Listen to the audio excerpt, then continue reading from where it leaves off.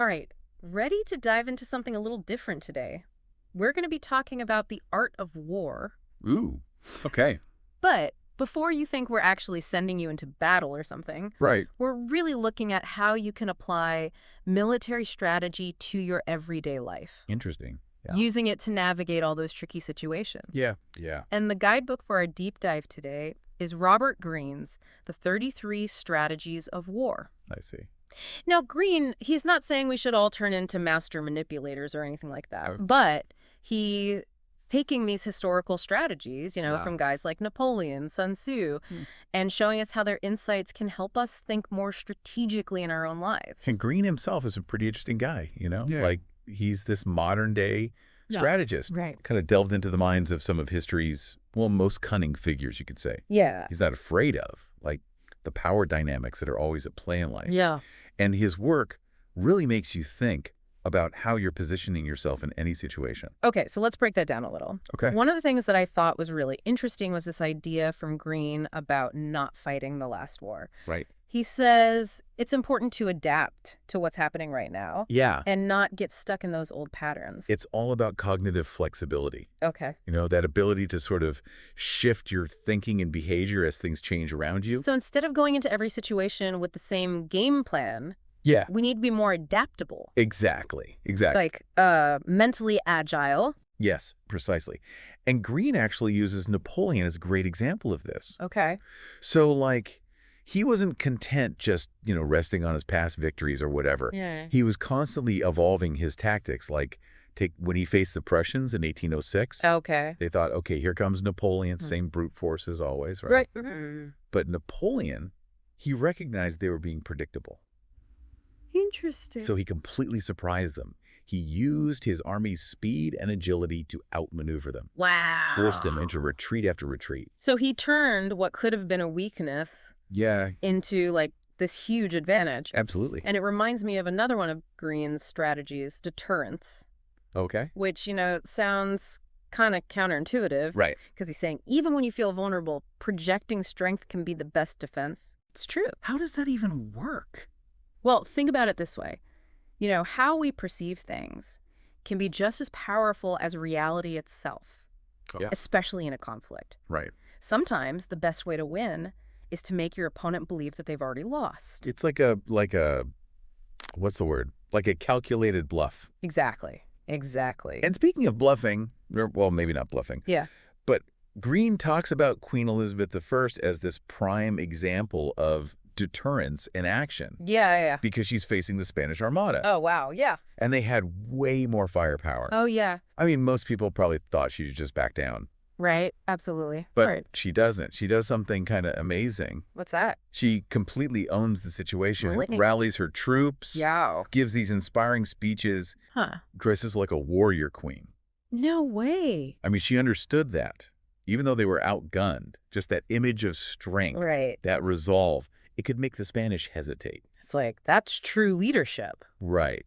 Wow. But she didn't just stop at appearances, did she? No, she was very tactical too. Okay. So England, they had those smaller, faster ships Right. compared to those massive Spanish galleons, Right. right? So she used that to her advantage. Okay. I mean, she knew they couldn't win a head-on fight. Yeah. So she had the English fleet basically harass the Armada, Interesting. disrupting their formations, weakening their morale. And if I'm remembering this right, the Spanish had to deal with some pretty terrible weather, Oh, that's right. Yeah. which Elizabeth, of course, was like, this is divine intervention. Oh, wow. Yeah. Can you imagine the PR nightmare for the Spanish? Oh, I bet. Yeah. That's just like, that is strategic thinking at its finest, Totally. She turned her weaknesses into advantages. Yeah. She knew her opponent's vulnerabilities, exploited them, and ultimately led her side to victory. Wow. Which just goes to show, even when you're up against what seems like a stronger opponent, understanding your own strengths Right. and their weaknesses, that can completely change the game. Yeah, absolutely. So we've talked about adapting to the moment, Right. projecting strength, that kind of thing. Yeah. But what about when you need to take action? Mm-hmm. Greene also talks about the element of surprise, Oh, yeah. that blitzkrieg approach. Yeah. And it's not about just, being reckless. Right. It's about, calculated, focused action, taking that opportunity when it's right. So you're seizing the initiative. Yes. Catching them off guard. Exactly. It's Exactly. interesting. It makes me think about that. What is it? What is it? It's like that psychological thing, action bias. Oh, yeah.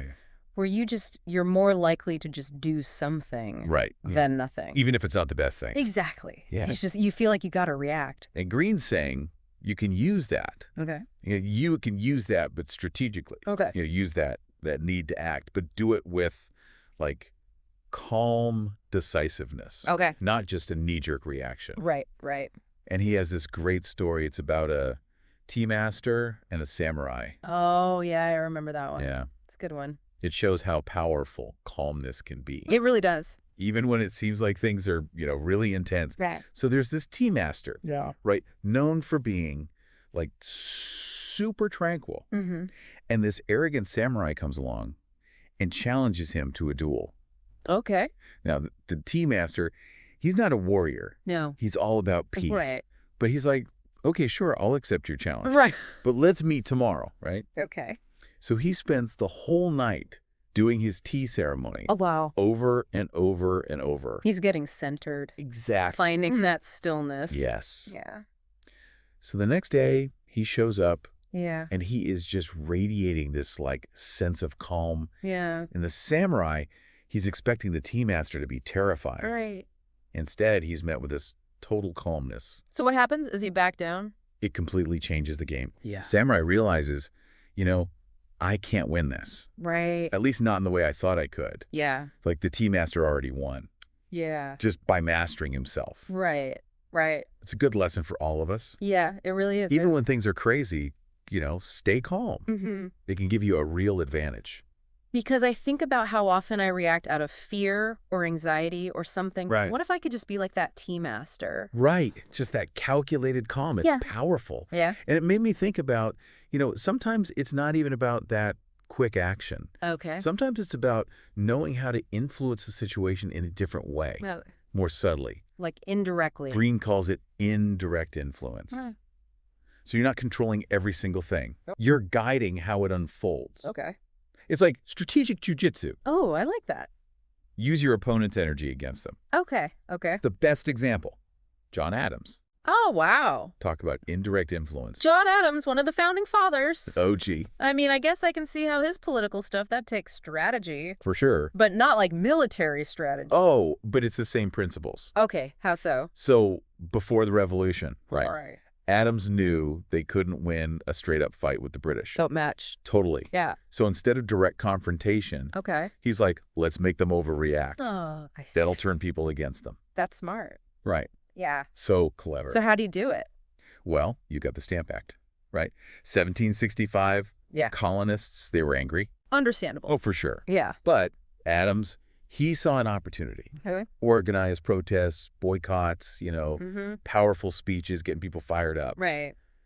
But he made sure everything was legal. Oh, interesting. Couldn't give the British reason to really crack down. He was pushing it, but not too far. Exactly. Yeah. Any violence, that would justify a stronger response. Right, right. The British would have looked like they were in the right Yeah. side. Yeah. Adams, he was playing a deeper game here. So what happened? The British, they're getting pressure from all sides. Yeah. Adams, other leaders, they had to repeal the Stamp Act. Wow. But the damage was done. Okay. Adams had framed it as liberty versus tyranny. Right. Public opinion, it was on his side. That's incredible how he, used their own system against them. That's indirect influence, my friend. It reminds me of, framing, in communication. Oh, totally. How you say something. It changes how people see it. Totally. Adams was a master of that. Yeah. Later on, you've got the Townshend Acts, more taxes. Right. Adams knew he had to up the stakes. Okay. Deliberately made things more tense. Wow. Pushed the British, hoping they'd snap. And then they did. Hook, line, and sinker. Oh, no. They sent troops to Boston. Right? Things escalated. Yeah. Colonists were killed. Boston Massacre. And Adams, he used it brilliantly. Talk about a PR masterclass. Right. Wow. Turning point. Yeah. Support for independence, it just skyrocketed. It makes you realize how powerful this idea is. It really does. Not just for, historical stuff, but in our daily lives. Absolutely. Every action, every reaction, it shapes how people see things. It's like you're creating the conditions for things to happen. Exactly. You're a gardener. I like that. You're not forcing the plants, you're creating the environment.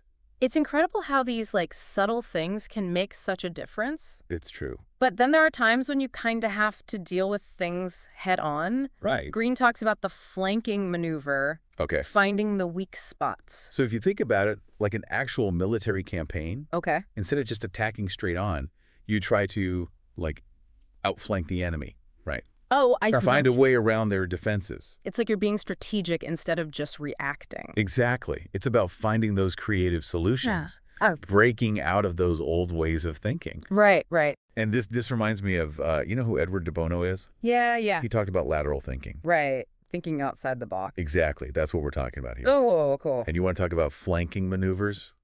Julius Caesar, man. Okay. Yeah. Tell me about that. So, Roman Civil War, right? Yeah. Caesar's up against Pompey the Great. Okay.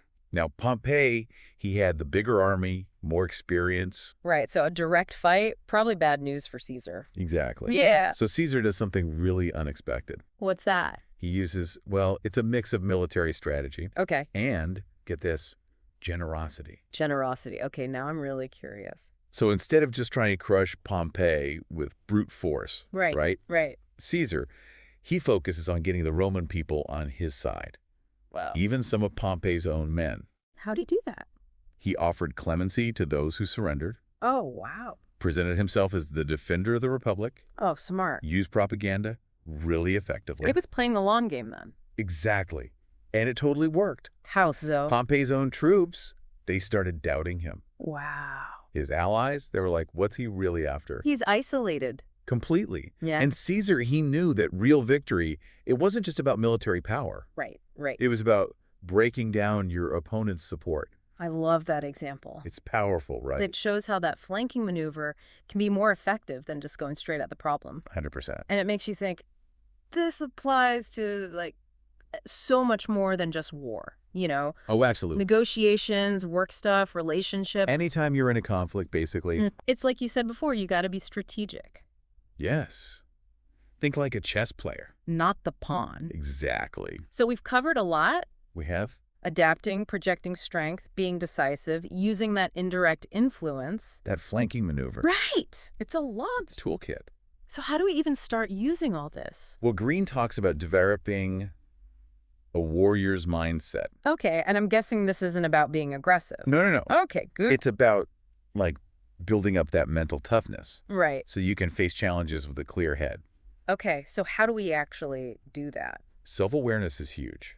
Makes sense. Know your strengths, your weaknesses, Yeah. and know theirs, the people you're dealing with. So it's like you got to understand the playing field. Exactly. Once you've got that, Yeah. then you can be strategic. I see. Okay. Think about your goals, the obstacles, and the best strategies to get what you want. So you're planning your moves in advance. Like a grandmaster. I love it. That's where all these principles come in. Right. Adapting, projecting strength, all of that. This has been eye-opening, really. Glad to hear it. Feels like I've got a whole new set of tools now. And remember, it's not about manipulating people. Right. It's about navigating those tricky situations. Exactly, with more awareness. So as we wrap up, is there like one big takeaway you want to leave us with? You know, Greene, he says it throughout the book, but it's easy to forget. What's that? Our perception of reality. It's often an illusion, Oh, wow. Okay. like a magician using misdirection. I see. Our own biases, they can blind us. To opportunities, dangers, all of that. So we need to learn to see past those illusions. Challenge those assumptions. Be open to new possibility. That's the key to strategic thinking. Finding those unexpected solutions. It's about wisdom, creativity, Yeah. and, yeah, maybe a little bit of cunning. I like how you put that. Gotta have a little fun with it, right?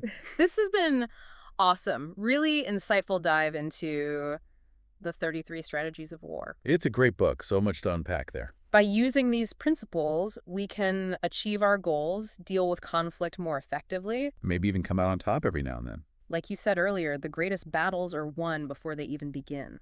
Words to live by. Absolutely. Thanks for having me. It's been a blast. Thanks for joining us on this deep dive, everyone. Stay curious, stay strategic, and we'll see you next time.